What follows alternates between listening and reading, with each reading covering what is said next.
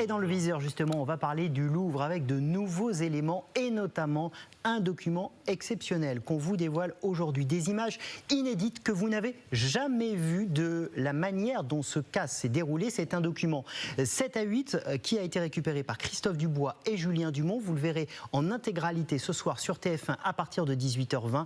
Mais voici un extrait, image du CAS. 9h35. Le PC sécurité du musée alerte le commissariat. Une minute plus tard, le premier homme achève le travail à coups de poing et s'empare sans ménagement du diadème de l'impératrice Eugénie.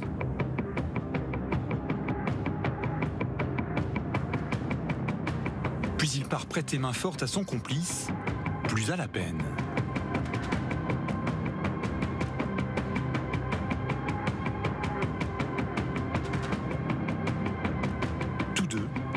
Emporte là encore sans ménagement ces chefs-d'œuvre de l'histoire française.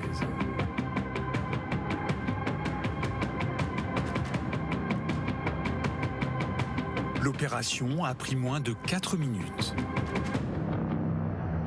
Images inédites à retrouver dans la longueur 7 à 8 ce soir sur TF1 à partir de 18h20. Guillaume, ces images, elles sont folles parce qu'on se dit que ce cas, il se fait avec une forme de simplicité incroyable. Oui, en fait, ce sont des braqueurs, on l'a dit, qui sont extrêmement culottés. Ils ont pris des risques considérables. Ils auraient pu se faire prendre.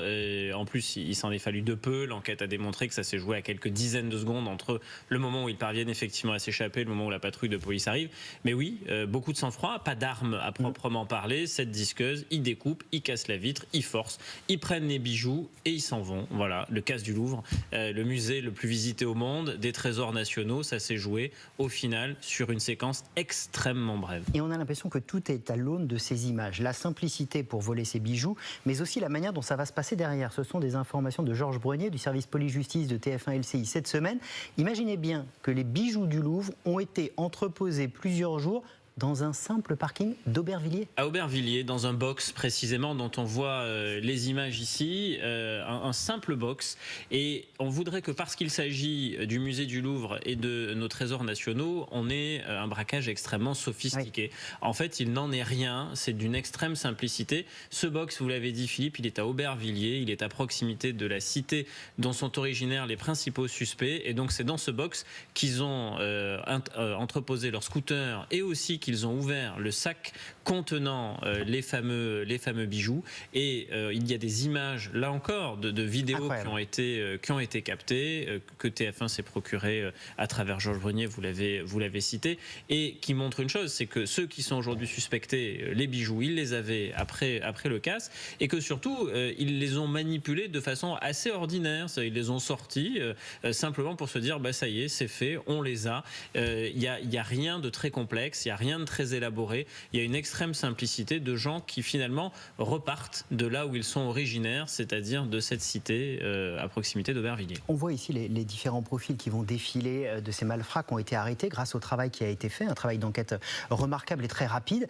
Les bijoux eux, sont toujours dans la nature. Qu'est-ce qu'ils donnent comme version, ces malfrats, aujourd'hui, maintenant qu'ils ont été entendus sur le fond du dossier? En fait, ce qu'ils ont dit, c'est qu'il y a une piste probablement du côté de l'Europe de l'Est, qu'ils auraient été approchés, qu'il y aurait eu une commande. C'est cela qu'on a pu entendre, enfin en tout cas c'est leur version. Des informations qui filtrent évidemment, sauf que ces pistes, certaines d'entre elles ont été explorées du côté des Balkans, du côté du Monténégro notamment, du côté de l'Europe de l'Est. Jusqu'à présent, ça n'a strictement rien donné.